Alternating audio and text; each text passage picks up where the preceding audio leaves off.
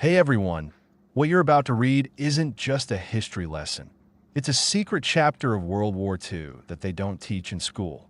We're going to talk about the war that refused to die, the battles that raged on after the peace was signed. This story will change the way you think about the end of the greatest conflict in human history. The peace that wasn't. May 8th, 1945. V-Day. Victory in Europe. The news flashes across the wire. Newspapers print triumphant headlines. Crowds pour into Times Square, sailors kissing nurses in an iconic photograph that would come to symbolize the end of a long, brutal nightmare. For American GIs, it was a promise kept. They had crossed the Atlantic, fought through hell, and won. The job was done. All that was left was to go home.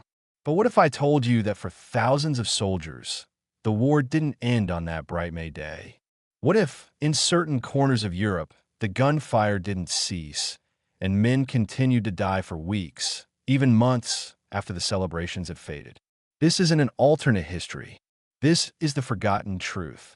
While America began its victory lap, a shadow war was still being fought. This is the story of the forgotten battles, the last stubborn gasp of the Nazi war machine, and the complex, often messy aftermath that set the stage for the next 50 years of global tension. Welcome to the war after the war. Why do they keep fighting? The answer is as complex as human nature itself. It wasn't about winning. That was impossible. Berlin had fallen. Hitler was dead. This was about desperation.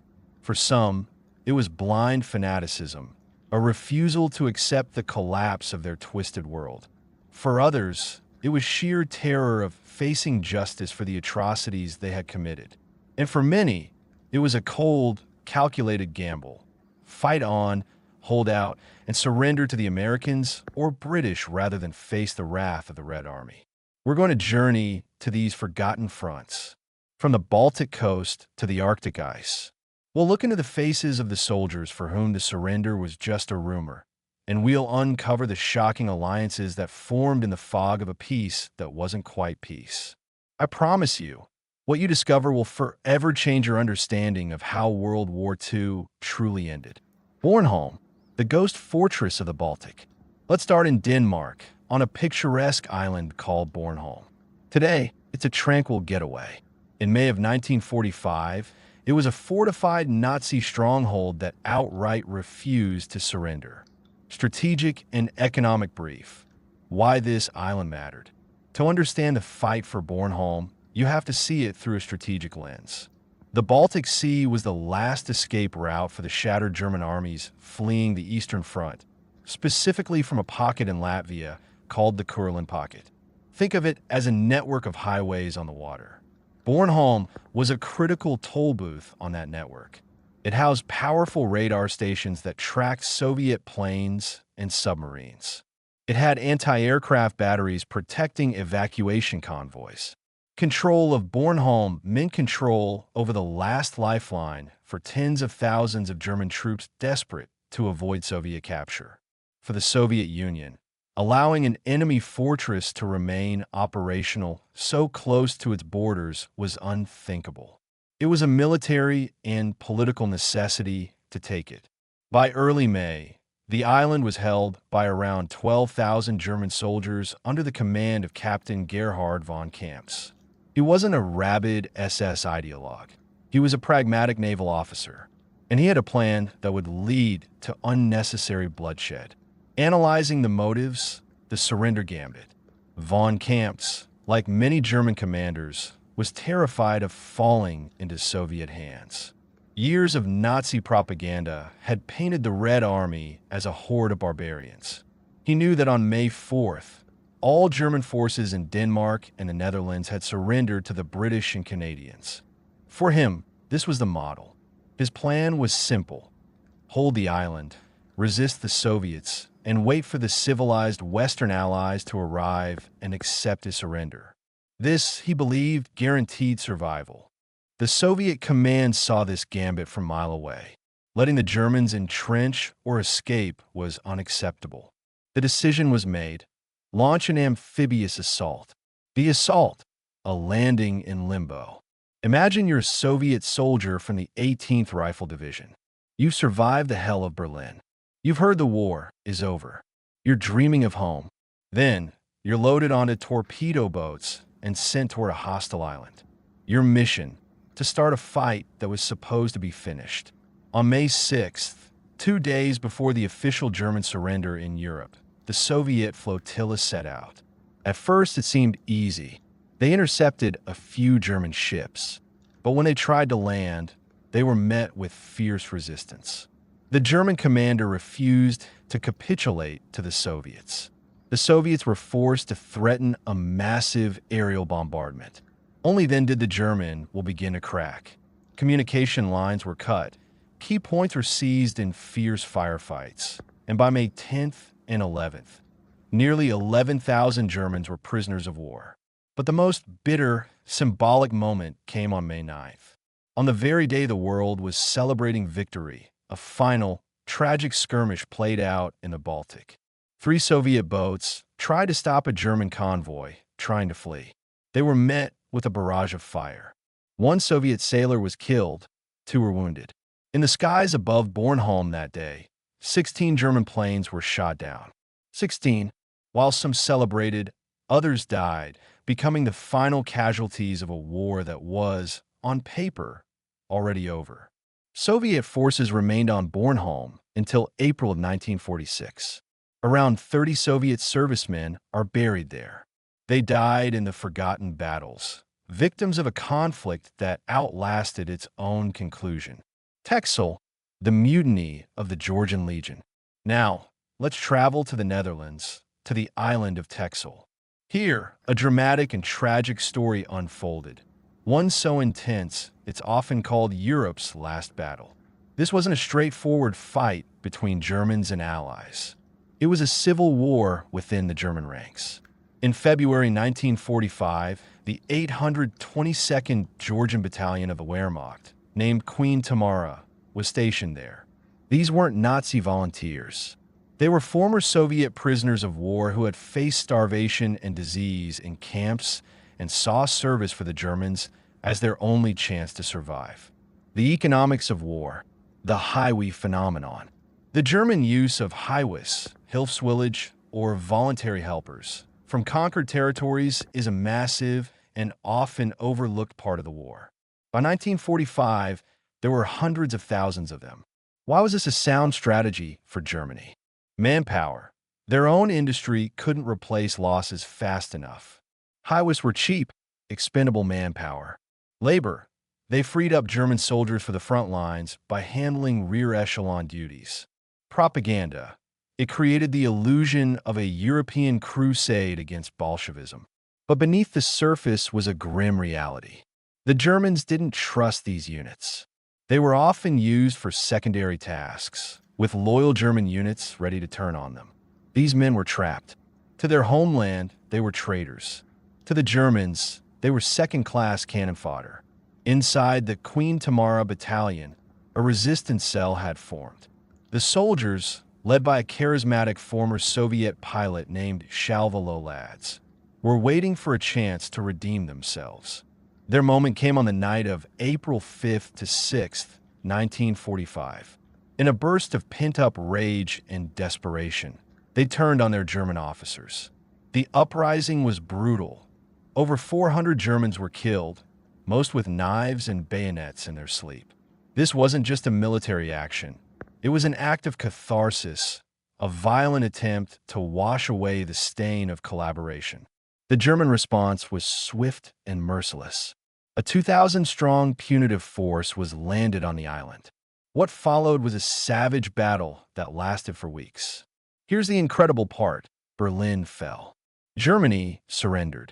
And on Texel, the slaughter continued. The Germans used flamethrowers to burn farms and forests, denying the rebels cover. The island was devastated. It wasn't until May 20th, over a week after VE Day, that Canadian troops finally landed and enforced a ceasefire. The human cost was staggering. Hundreds of Georgians, around 1,000 German soldiers, and about 100 Dutch civilians caught in the crossfire. My analysis: a story without heroes. The tragedy of Texel forces us to confront moral ambiguity. Were the Georgians heroes? In one sense, yes. They rebelled against their captors in a desperate bid for redemption. But their actions also led to the destruction of a peaceful island and the death of its innocent inhabitants. This story isn't black and white. It's painted in shades of gray and red. Shalvalo Lads and his men are not clean-cut heroes. They're tragic figures, victims of an impossible situation, trying to reclaim their honor in the only way they knew how. Courland, the last army of the Reich.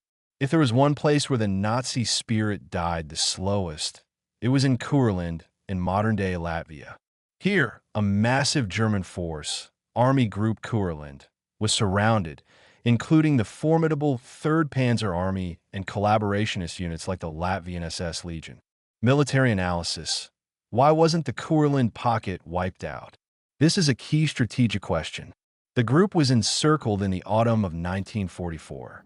Why did the Soviets besiege it for months instead of launching a final, crushing assault? A POW camp without the guards, the pocket effectively trapped the Germans. Containing them required far fewer resources than assaulting their fortified positions. Priority: Berlin. The best Soviet troops and equipment were needed for the main push to the German capital. Storming Courland would have been a costly diversion. The sea route.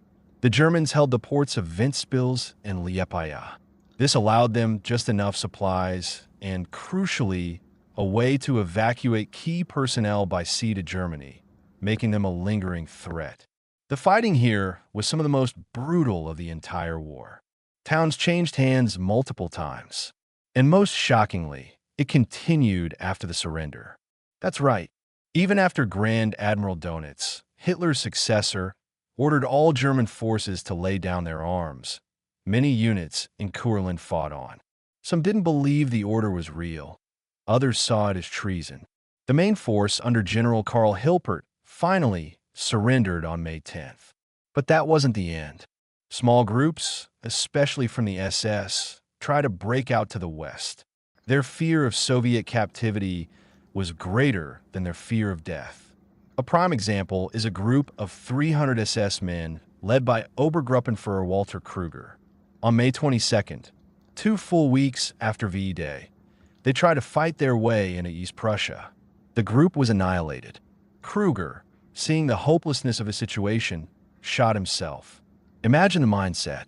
The world is at peace, and you're still fighting a guerrilla war, knowing that capture means a Siberian gulag or a firing squad.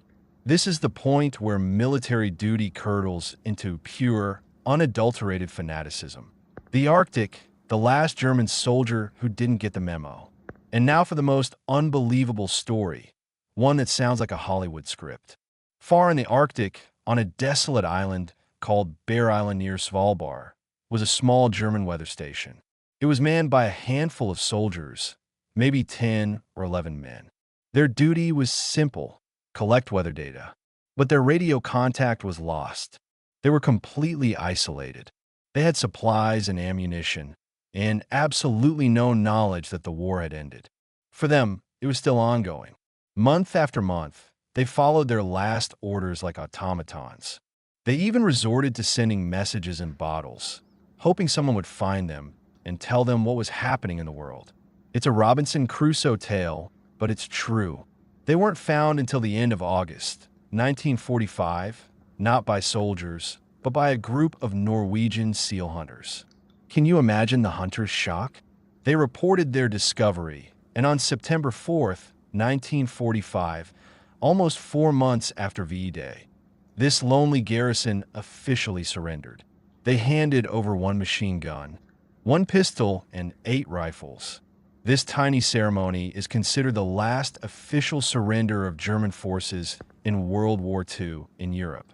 What went through these men's minds when they learned that their months of isolation and duty were utterly meaningless? That their sacrifice was for a cause that had long since vanished? It is perhaps the ultimate story of the absurdity of war. Strange bedfellows when enemies became allies. And for the final, most shocking twist. In the immediate aftermath of the war, the world was so unstable that the unthinkable happened. Former enemies became temporary allies. The clearest example is on the island of Crete. Here, British forces, who had fought a bloody campaign against the Germans just years before, began conducting joint operations with them. Against whom? Against Greek communist partisans. Yes, you read that correctly. British officers gave orders to former Wehrmacht soldiers, and together they went into battle against a common enemy. Leftist movements that London feared would bring Greece into the Soviet sphere of influence and upset the balance of power in the new post-war world. Economic and political analysis. The birth of the Cold War. This wasn't an anomaly. It was the first symptom of the coming Cold War. The alliance against Hitler was a marriage of convenience, not ideology. With the common enemy gone, the deep-seated tensions between the West and the Soviet Union surged to the surface. Economic models. Capitalism versus communism. A battle for the future of the global economy. Spheres of influence. A desperate scramble to carve out zones of control in a shattered Europe. Fear and mistrust. The West feared the Red Menace, and the USSR feared capitalist encirclement. In this new, shadowy conflict, former Nazis, particularly intelligence professionals and anti-partisan specialists, suddenly became valuable assets for Western intelligence agencies. Their experience in fighting irregular forces was invaluable. This was the dirty, secret genesis of the conflict that would define the rest of the 20th century. The lessons of the forgotten battles. So what do these stories tell us? They are more than just historical footnotes. They are a stark reminder. War has a long tail. It doesn't just stop. It's a massive engine that takes time to wind down, and in its final sputters, it can still cause immense destruction. Human nature is complicated. There are no simple heroes or villains here. There are only people pushed to their absolute limits, making choices we can barely comprehend from the comfort of peace. History is not neat. It's messy, ambiguous, and filled with uncomfortable truths that don't fit into a simple narrative of good versus evil. The 30 Soviets on Bornholm, the hundreds of Georgians on Texel, the last SS holdout in the Kurland forest, and the 11 Arctic castaways on Bear Island. They're all part of this profound, forgotten epilogue to World War II. They remind us that peace isn't just the absence of war. It's the active, difficult work of extinguishing the last embers of hatred in the human heart. So what did you think? This journey into the unknown really hit me hard. I'm still processing it. Now I want to hear from you. Was the Georgian mutiny on Texel a heroic act or a tragic mistake? Can the British-German cooperation on Crete be justified? I'm counting on your honest thoughts in the comments. Let's talk about this. And please, if you found this enlightening, do me a huge favor and subscribe to the channel. There are so many more hidden histories to uncover together. Take care, and I'll see you in the next one.